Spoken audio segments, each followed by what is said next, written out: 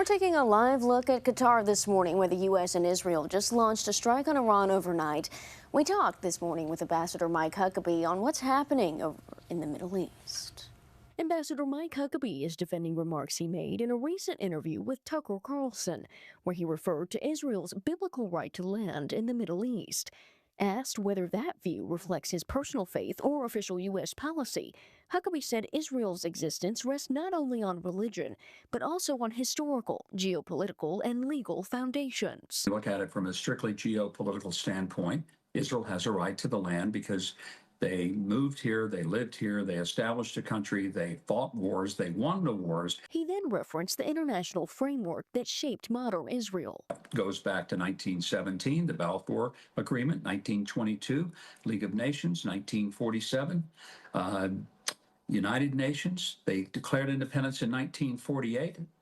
Had a war of independence. Everybody attacked them, tried to annihilate them, but they won. On the biblical dimension, Huckabee emphasized it as a historical context, not sole policy. I wouldn't try to say that you base all of the policy solely on biblical basis. My point is that it's a part of the story, it's a part of the narrative, but saying it's biblical doesn't divorce it from being historical, because it was biblical. But it's also historical. It really happened. And on how rights to land are defined today, he compared Israel's formation to other nations. That would be like asking, how does the French have a right to France? How would you suggest that the Americans have a right to America? The controversy intensified after Huckabee responded to a question about biblical borders by referring to Israel and saying, "Let them have it all." He says that moment was taken out of context. I immediately then spent several minutes and 5 times said, Israel is not wanting the rest of that. What they want is safety, security in the land that they currently have. The conversation then shifted to Iran and ongoing nuclear negotiations.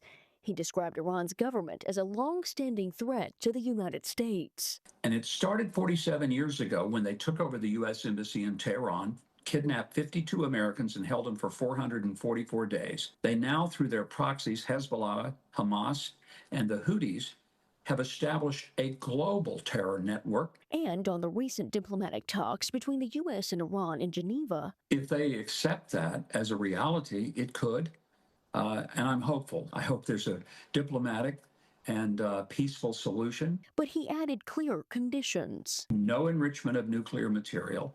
No nuclear weapon, and you've got to address this huge surplus of ballistic missiles that you're building up. And if diplomacy fails? Well, I think only the president can make that decision. Prepare for the worst, but pray for the best.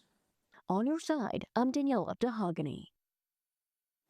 Well, the attack on Iran comes as lawmakers sought to restrict President Trump's ability to start a war without congressional approval. On Thursday, House Democrats and a small number of Republicans announced their intention to force a vote next week as the U.S. amassed military might in the Middle East. House Minority Leader Hakeem Jeffries called escalation to war reckless and said this earlier this week. Under no circumstances should the Trump administration get us into another failed foreign forever war. Jeffries maintained then that any action against Iran without congressional consultation would be unconstitutional. He said an attack would cost American lives and taxpayer dollars. It's not immediately clear if members of Congress were briefed and to what extent by the White House or before the attack.